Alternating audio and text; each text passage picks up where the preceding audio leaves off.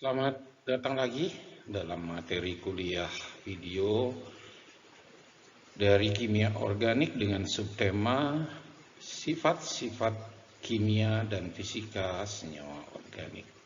Saya Profesor Apoteker Dr. Ernad Imadi Agus Gelgel Wirasuta, dosen farmasi FMIPA Universitas Udayana.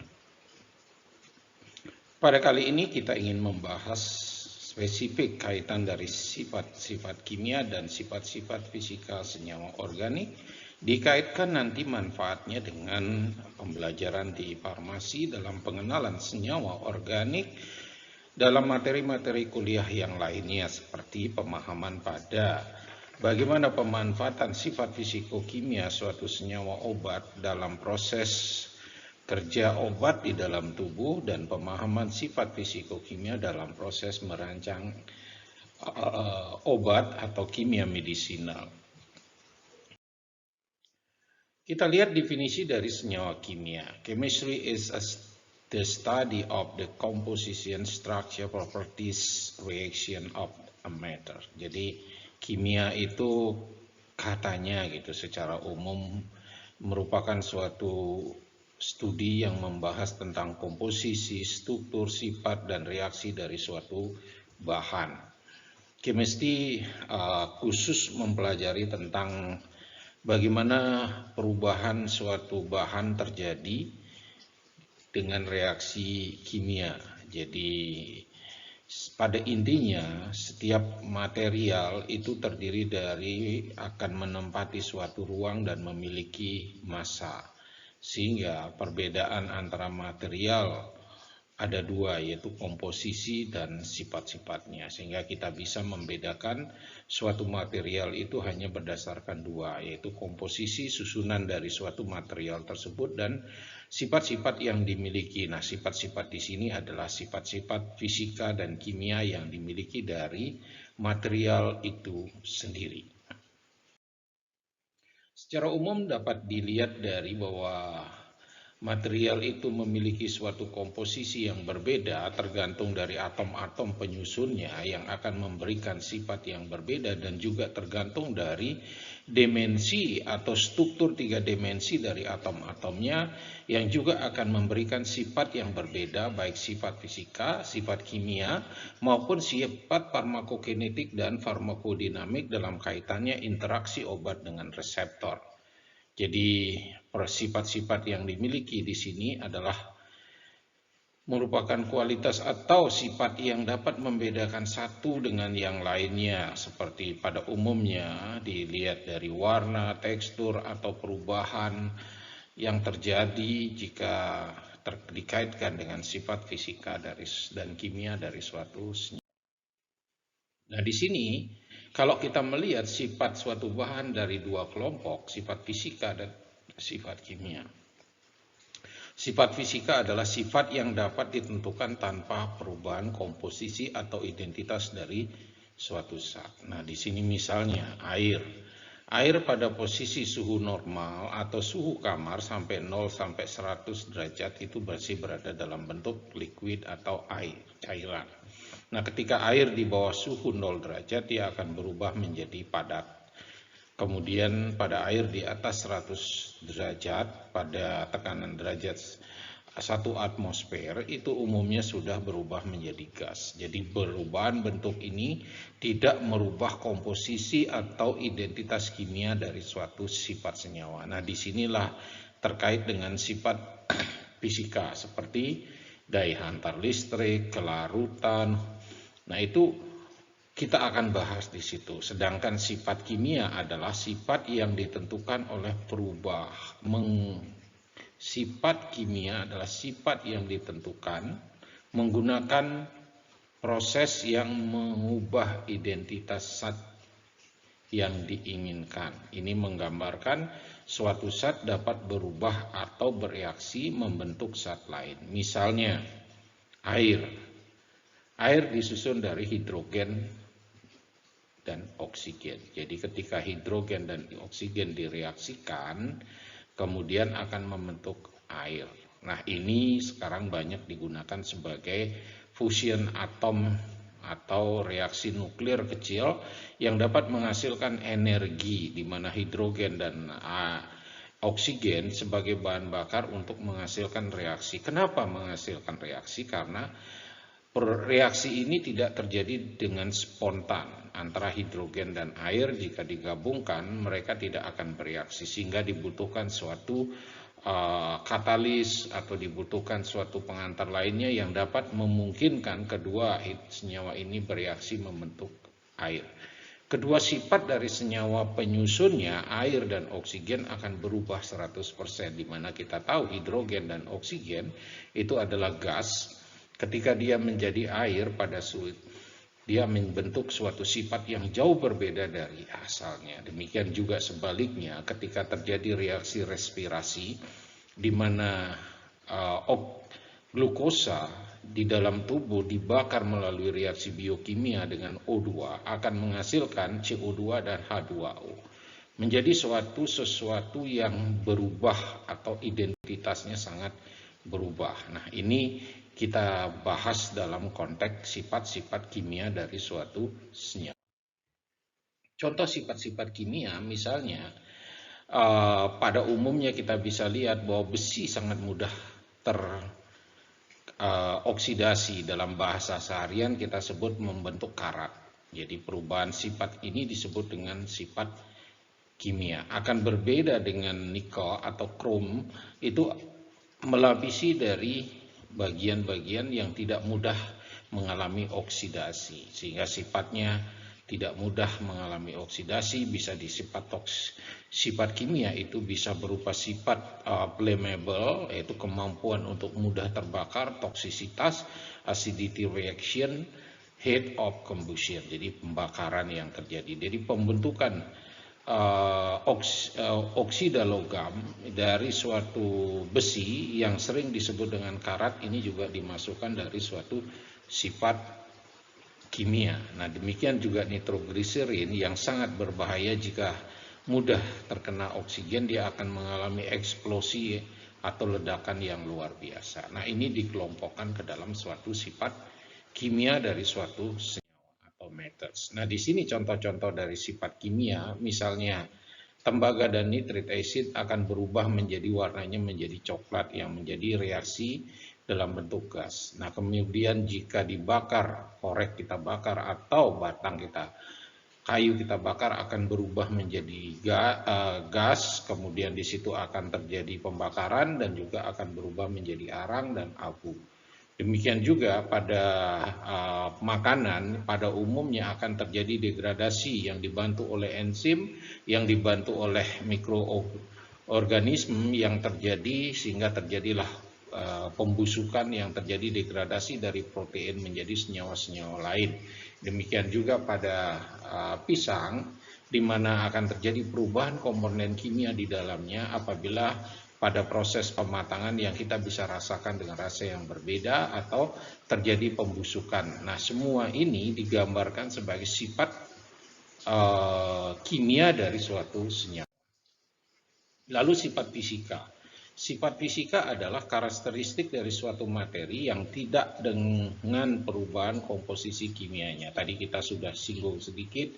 Di sini contohnya meliputi warna, kemudian kekerasan, titik leleh, titik didih, kemudian hantaran listrik, lantaran listrik elektronik. Nah, ini merupakan sifat-sifat fisika yang banyak kita akan bahas yang terkait dengan pemahaman kita nanti dalam pembelajaran di farmasi.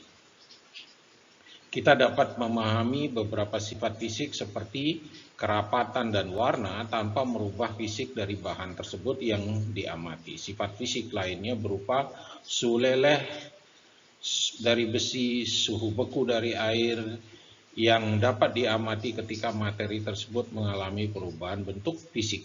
Nah, jadi dari padatan menuju cairan atau dari cairan menuju gas. Perubahan-perubahan ini sangat penting kita bahas, terutama nanti dalam ikatan-ikatan yang terjadi antara senyawa organik sebagai xenobiotik dengan reseptor terkait atau transport transmembran. Nah, sifat-sifat ini banyak akan kita temui untuk memahami bagaimana senyawa xenobiotika mampu melakukan transfer transmembran terkait dengan sifat-sifat ini. Nah, perubahan fisika adalah perubahan wujud atau sifat materi tanpa disertai dengan perubahan komposisi kimia, sehingga identitas dari zat yang terkandung masih sama di dalam materi tersebut. Nah, perubahan fisika diamati ketika lilin meleleh atau gula melarut dalam kopi. Nah, ketika uap mengembun menjadi cairan, seolah-olah sifat fisika terasa berubah. Ketika kita membuat kopi ditambahkan gula, air menjadi, nah itu menjadi komposisi atau mixture, campuran, mixing dari berbeda-beda yang memberikan rasa bau yang berbeda. Nah, di sini sepertinya itu menjadi sifat fisika. Namun kadang-kadang sifat fisika juga berubah dengan perubahan dari komposisi bentuknya. Nah, itu kita lihat nanti. Misalnya, kelarutan. Kelarutan didefinisikan sebagai masa maksimum suatu zat yang dapat larut dalam suatu masa tertentu pelarut pada suhu tertentu. Suatu zat akan memiliki kelarutan yang berbeda dalam pelarut yang berbeda bergantung dari sifat polaritas dari zat atau pelarutnya. Nah, kemudian pepatah lama mengatakan suka like dislike. Jadi artinya suatu senyawa yang mudah atau zat yang mudah larut dia suka pada pelarutnya. Nah, itu biasanya kita banyak dengarkan. Pelarut yang digunakan dalam percobaan umumnya adalah air, etanol, aseton, atau dengan benzen. Nah, berbeda dengan di farmasi, tubuh kita 70% terdiri dari air, sehingga kelarutan dalam air sangat menentukan. Namun, ketika dia melewati transport transmembran, kita tahu bahwa di sana ada lipid double layer, sehingga koefisien distribusi dari suatu lipid double layer dan air ini biasa disetarakan dalam dunia farmasi sebagai koefisien distribusi oktanol air, di mana kemiripan distribusi ini akan bisa dipakai dasar untuk memprediksi laju atau kecepatan difusi suatu senyawa melewati transport transmembran, yaitu lipid double layer. Nah, ini contoh dalam kaitannya dalam farmakope. Ketika kita berkomunikasi, istilah mudah larut biasanya diartikan satu bagian atau 1 gram dibutuhkan kurang dari 1 bagian. Jadi 1 gram suatu senyawa membutuhkan pelarut kurang dari 1 mili. Mudah larut, 1 gram suatu senyawa membutuhkan pelarut jadi 1 sampai 10 mili. Larut biasanya 1 gram membutuhkan 10 sampai 30 mili. Kemudian agak sukar larut 30 sampai 100, sukar larut 100 sampai 1000. Sangat sukar larut 1000 sampai 10.000, praktis tidak larut biasanya dibutuhkan 1 gram 10.000 mili bagian pelarut. Nah, ini kategori yang biasa kita pakai di dalam bahasa-bahasa dalam menjelaskan monografi suatu senyawa yang ditera dalam farmakope, baik dia dalam farmakope Indonesia, farmakope internasional, atau di seluruh negara. Ini istilah ini sudah menjadi bagian yang lumrah di dunia farmasi. Selanjutnya adalah density atau kerapatan. Massa jenis didefinisikan sebagai massa suatu zat per satuan volume. Jadi ketika suatu senyawa dalam massa jenisnya dibagi berdasarkan volumenya, sehingga dalam percobaan ini gram per mililiter akan menjadi suatu satuan massa jenis suatu senyawa. Cairan padat seperti merkuri akan memberikan massa jenis 13,546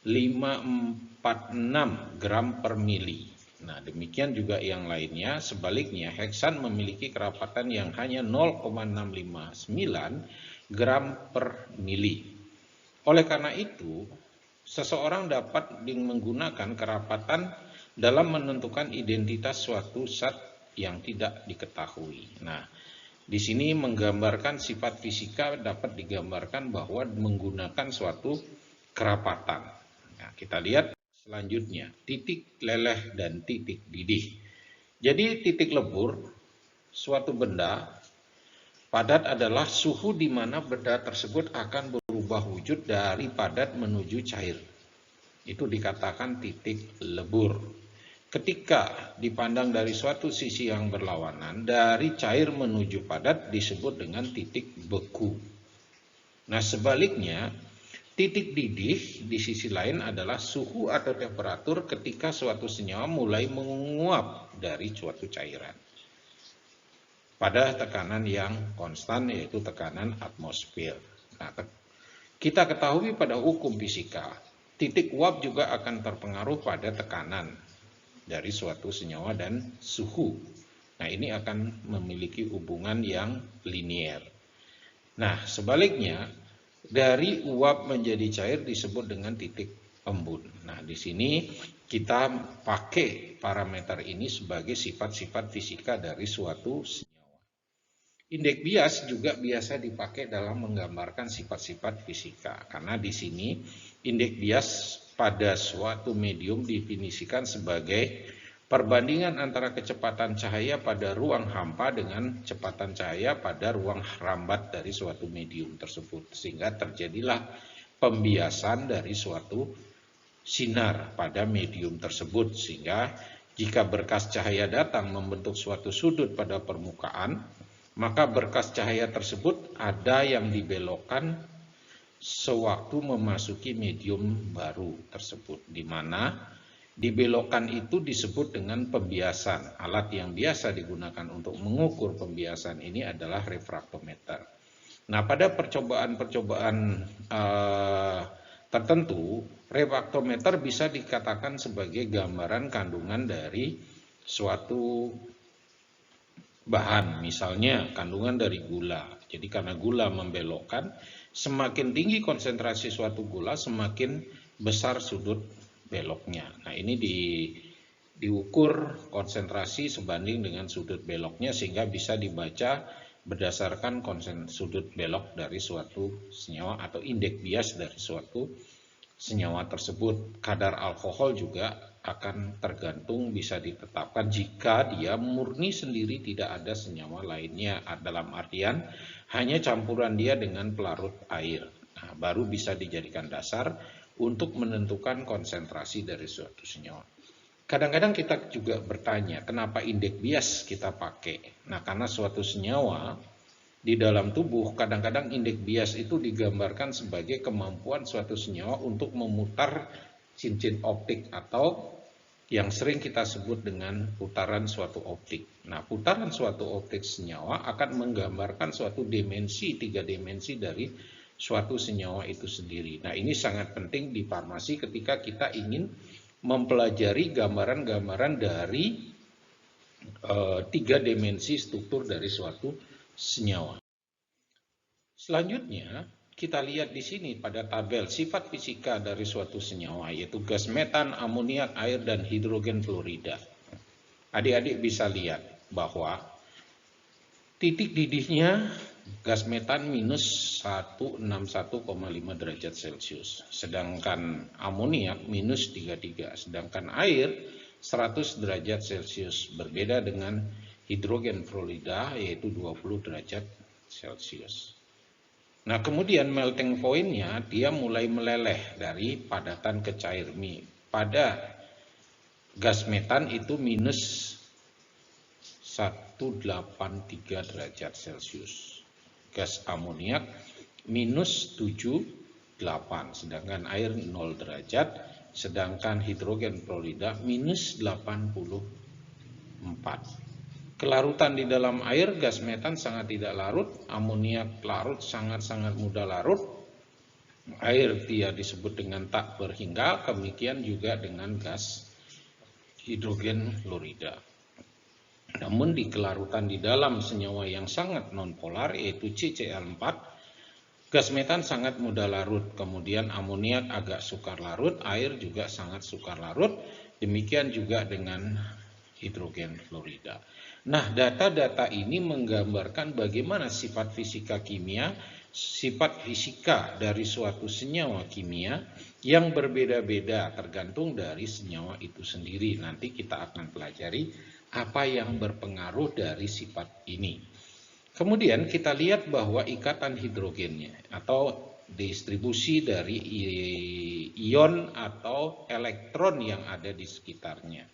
Bahwa karbon itu tidak ada elektron bebas, kemudian NH3 ada sepasang elektron bebas, sedangkan air ada 2 pasang elektron bebas, sedangkan hidrogen fluorida ada 3 pasang elektron bebas. Nah, ini tentunya akan berpengaruh pada elektronegatikan sari suatu senyawa yang akan berpengaruh pada sifat fisika itu tadi sendiri. Kita lihat dari bentuk strukturnya.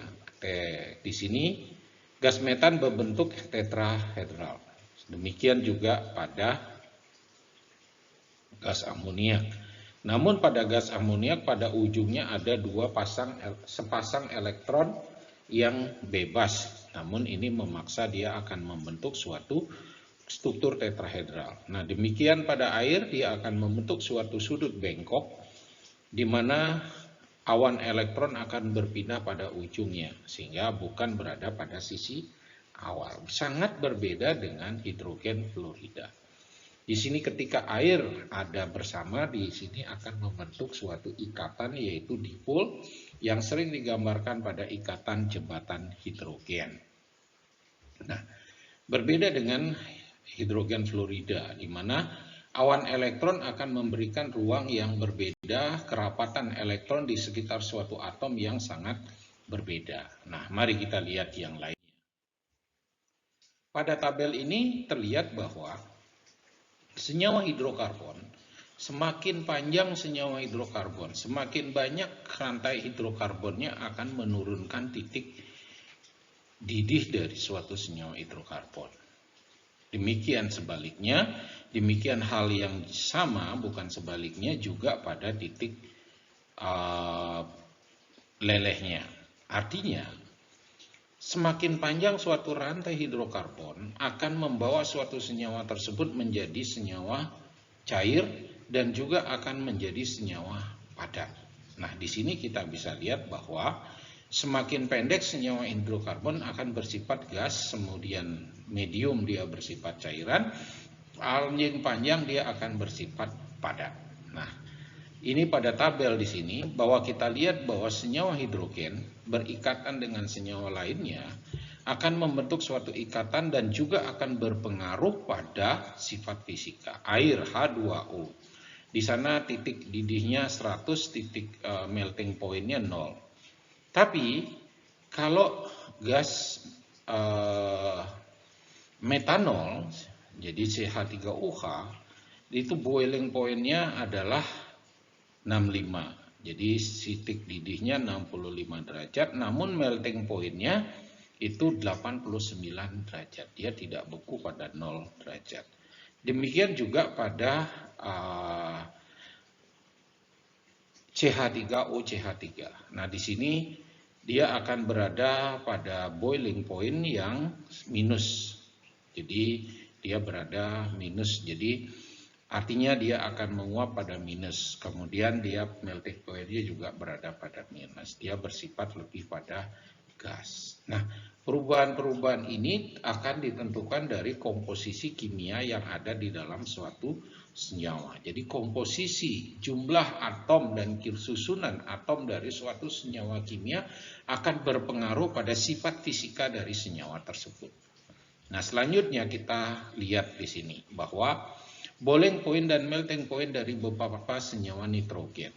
Ada amoniak, kemudian ada amoniak sekunder CH3NH2, kemudian ada amoniak primer, amoniak sekunder, amonium tersier. Nah, di sini boiling point-nya berbeda-beda. Jadi dia bersifat gas sampai bersifat padat. Nah, itu berpengaruh pada struktur atau sifat fisika dari suatu senyawa. Bagaimana dengan sifat asam basa? Kalau kita kembali pada senyawa metan, amoniak, air, dan hidrogen fluorida, konstanta disosiasi asam pada suhu 25 derajat, kita bisa lihat di sini bahwa terjadi perubahan yang sangat signifikan.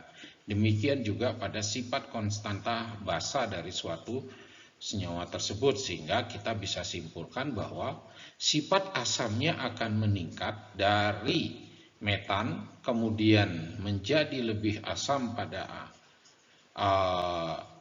di sini maksudnya sifat basanya. Jadi sifat asam di sini metan, sifat asamnya akan lebih kecil. Kemudian yang paling tinggi sifat asamnya adalah hidrogen fluorida karena dia memiliki elektronegativitas yang paling tinggi. Dan sebaliknya pada basa, di mana sifat basa yang terkecil dimiliki oleh metan, kemudian yang terbesar dimiliki oleh amonia. Nah, sifat basa ini juga akan ditentukan oleh struktur senyawa kimia, kemampuan untuk melepas ion hidrogen atau mengambil ion hidroksida dari suatu senyawa. Nah, kembali kita lihat bagaimana pengaruh ikatan kovalen pada sifat polaritas. Nah, di sini digambarkan bahwa apabila distribusi elektronegatifan dari suatu senyawa pada ikatan kovalen itu sama, di sini akan terjadi distribusi yang sama sehingga bisa dikatakan bahwa ikatan kovalen itu bersifat nonpolar. Di sini disebut type of the covalent bond is nonpolar bond. Nah, ikatannya di situ dikatakan bersifat nonpolar. Namun akan berbeda jika dia membentuk awan elektronegatifan yang berbeda. Contohnya hidrogen fluorida. Pada kutub hidrogen, dia memiliki muatan dipol kutub yaitu dengan skala 2,1, sedangkan pada fluor kerapatan elektronegatifan yang paling tinggi memiliki muatan 4. Sehingga ada perbedaan muatan yang berakibat pada perbedaan dipol atau kutub, di mana pada hidrogen seolah-olah dia akan memiliki kutub positif, pada fluorida dia akan memiliki kutub negatif, sehingga perbedaan awan elektronegatifan akan berpengaruh, kemudian juga menyebabkan perbedaan momen dipol dari kedua molekul ini berbeda, yang mengakibatkan sifat fisika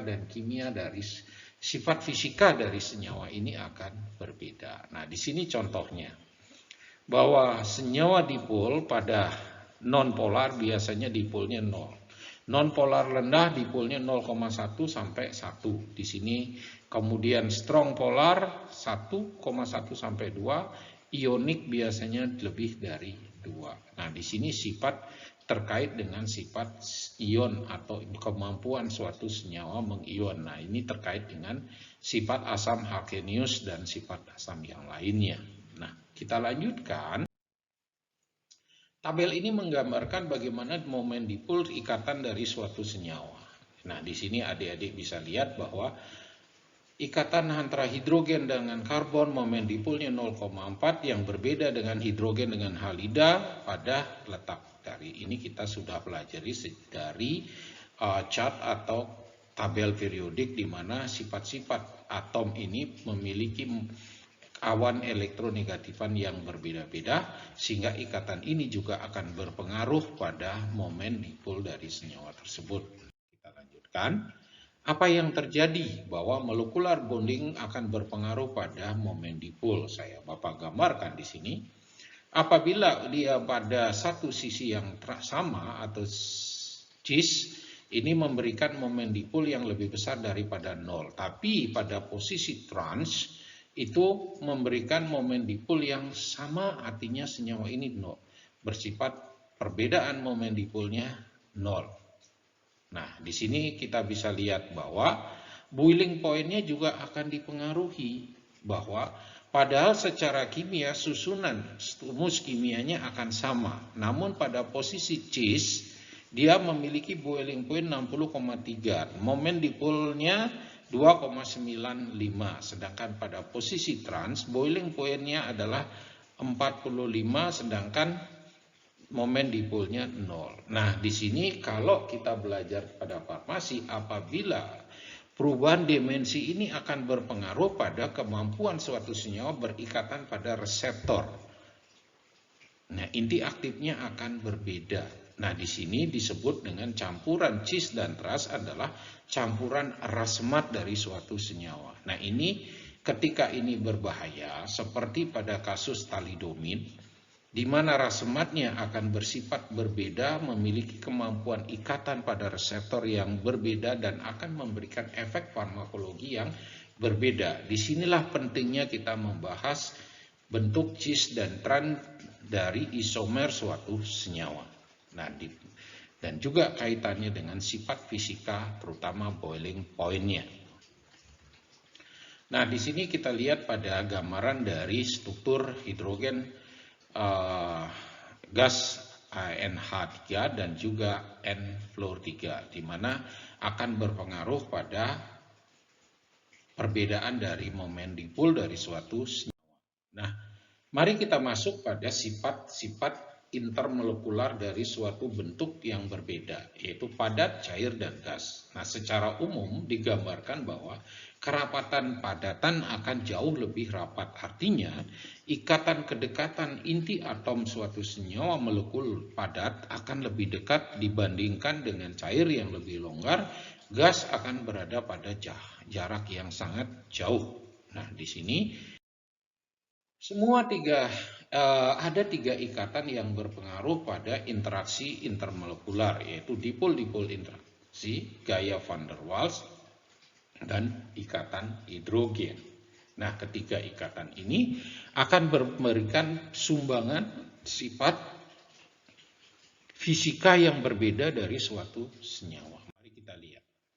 Dipol-dipol interaksi. Apabila suatu molekul dengan momen dipol cenderung mengorientasikan dirinya dengan fase cair dan padat sehingga berujung dengan ujung negatif dengan molekul positif. Jadi di sini maksudnya suatu molekul akan cenderung menyusun dirinya apabila baik dia berada dalam padatan atau cairan, sehingga ujung negatif akan cenderung mendekat pada ujung positif. Ini udah sifat magnet atau dipol kutub dari suatu senyawa. Nah, interaksi ini kita bisa lihat juga dipengaruhi oleh perbedaan dari struktur kimianya, sehingga ada muatan yang berbeda akan berinteraksi dengan molekul yang lainnya pada molekul yang sama, sehingga disebut dipol-dipol interaksi. Contoh dari sini adalah kita masuk pada ikatan van der Waals. Ikatan van der Waals adalah ikatan yang sangat lemah yang ada pada antar molekul nonpolar yang disebut dengan gaya van der Waals.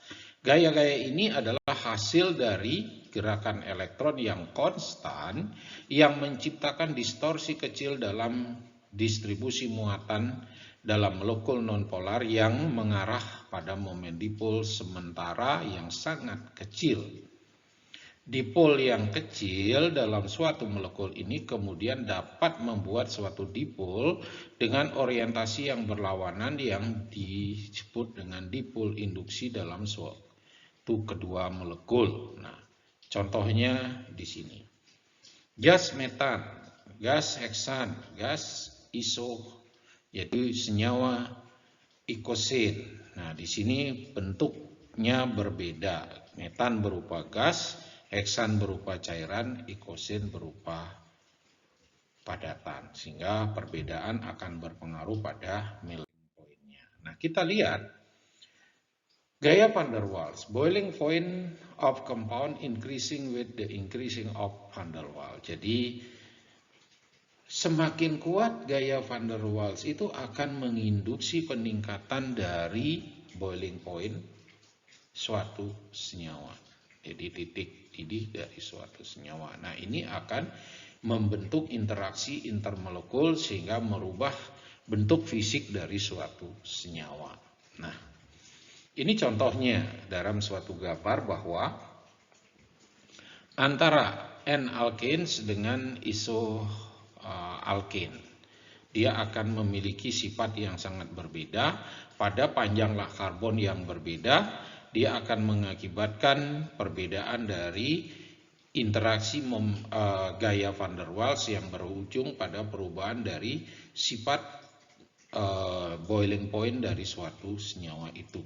Nah, selanjutnya bahwa gaya van der Waals ini dipengaruhi oleh gaya struktur terluar atau surface permukaan compound interaction. Jadi senyawa yang terluar yang akan berinteraksi dengan senyawa itu sendiri.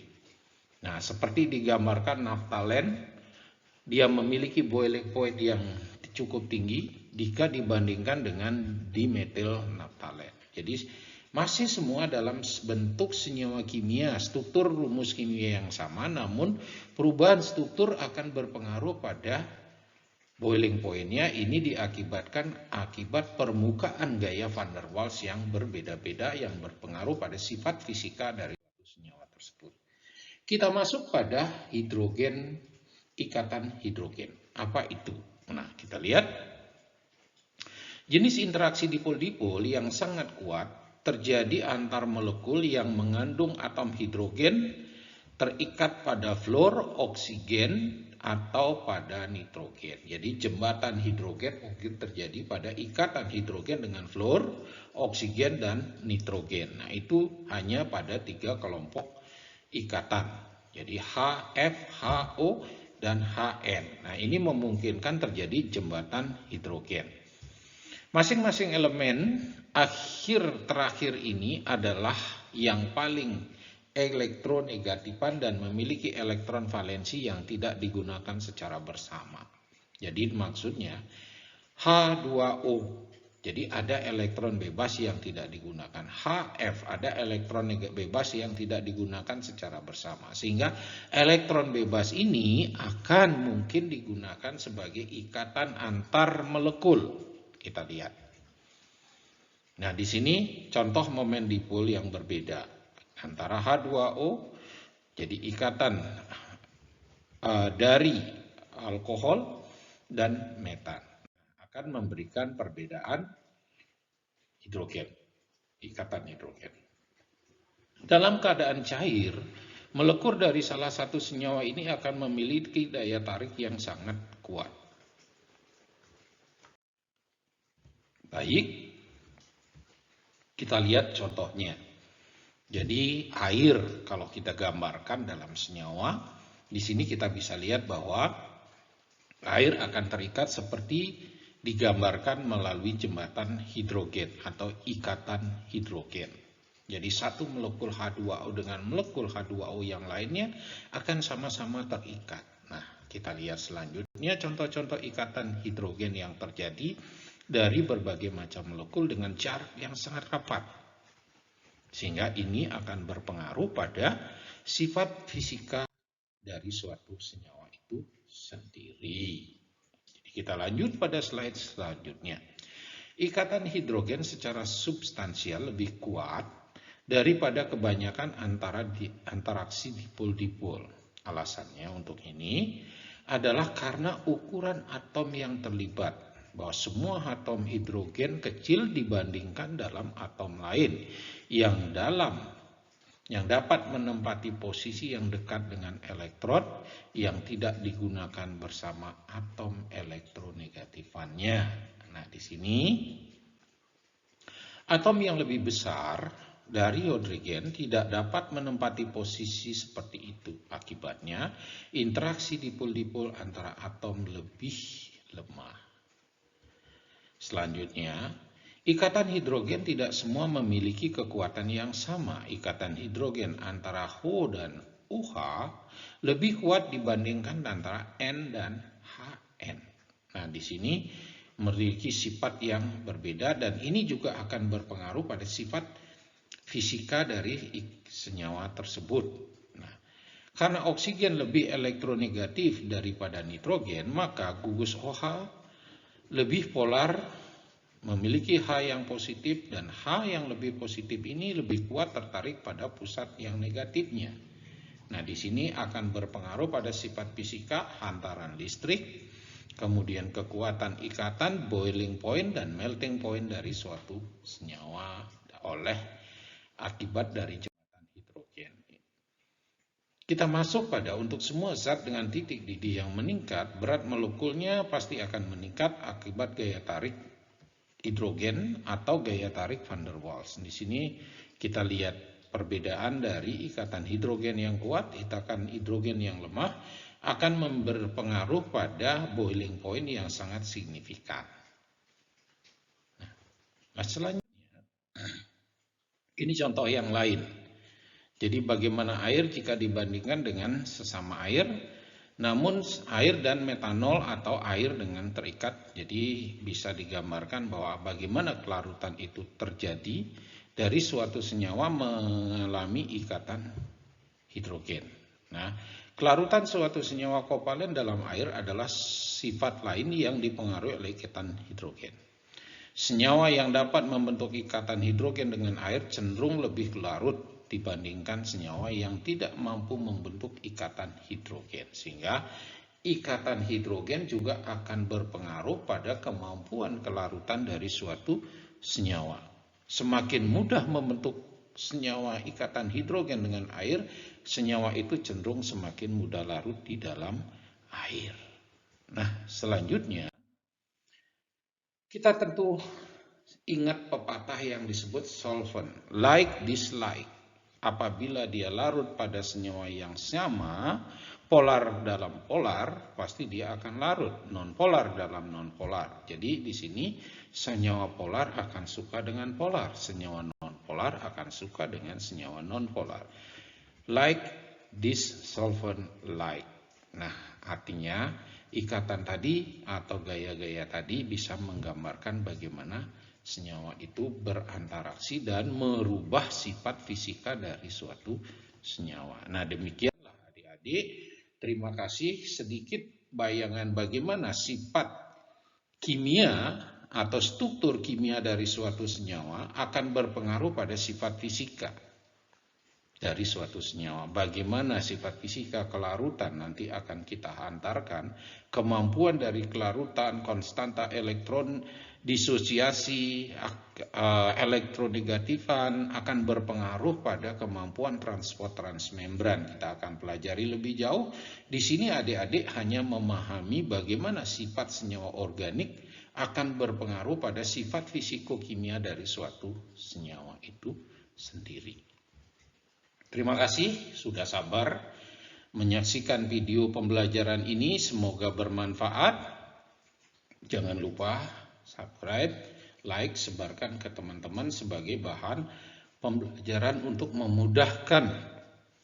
Kenapa seorang farmasi belajar kimia organik?